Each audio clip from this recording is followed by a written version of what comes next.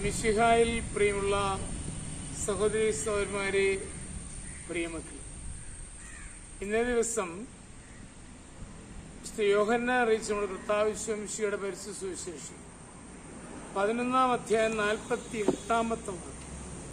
അവനെ നാം ഇങ്ങനെ വിട്ടാൽ എല്ലാവരും അവനും വിശ്വസിക്കും. അപ്പോൾ റോമാക്കാർ വന്ന് നമ്മുടെ വിശുദ്ധ സ്ഥലത്തെയും ജനത്തെയും നശിപ്പിക്കും. യഹൂദർ ഈശോയുടെ അത്ഭുത പ്രവർത്തനങ്ങളും കരുണാപ്രവർത്തനങ്ങളും എല്ലാം കണ്ട് ഭയപ്പെടുകയും അവനെ ഇങ്ങനെ വിട്ടാൽ അപകടമാണ് നമ്മുടെ അസ്തിത്വത്തിന് എന്ന് പറയുകയും ചെയ്ത ഭാഗമാണ് നമ്മൾ കേട്ടത്.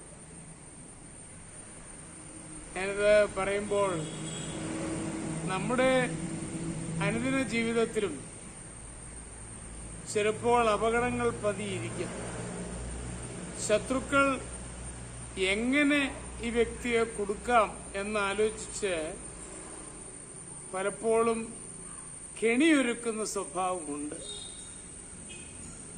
ഭയപ്പെടാനല്ല, നമ്മളതേക്കുറിച്ച് അവയർനെസ് ഉള്ളവരായി മാറണം എന്നുള്ളതാണ് ഞാൻ പറഞ്ഞതിന്റെ അർത്ഥം. അതുകൊണ്ട് പ്രിയമുള്ള സഹോദരങ്ങളെ, നമ്മെ സംബന്ധിച്ചിടത്തോളം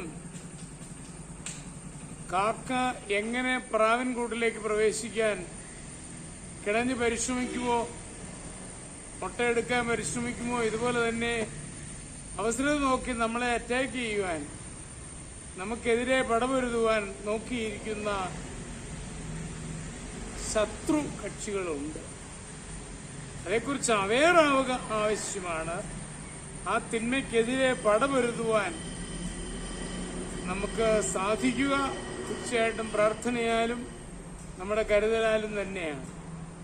അങ്ങനെ തിന്മയുടെ ശത്രുക്കൾ നമുക്കെതിരെ പടപൊരുതുമ്പോൾ അവയ്ക്കെതിരെ പടപൊരുതുവാനും ജാഗ്രത പുലർത്തുവാനും നമുക്ക് കഴിയണം.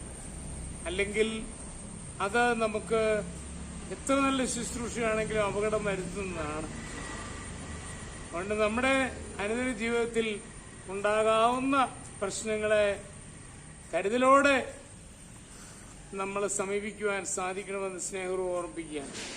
നമ്മുടെ കർത്താവ് മിശിഹായുടെ കൃപയും പിതാവായ ദൈവത്തിന്റെ സ്നേഹവും പരിശുദ്ധാത്മാവിന്റെ സഹവാസവും പരിശുദ്ധ അമ്മയുടെ മധ്യസ്ഥതയും നിങ്ങളെല്ലാവരോടും കൂടി ഉണ്ടായിരിക്കും, എപ്പോഴും എപ്പോഴും എന്നേക്കും. ആമേൻ.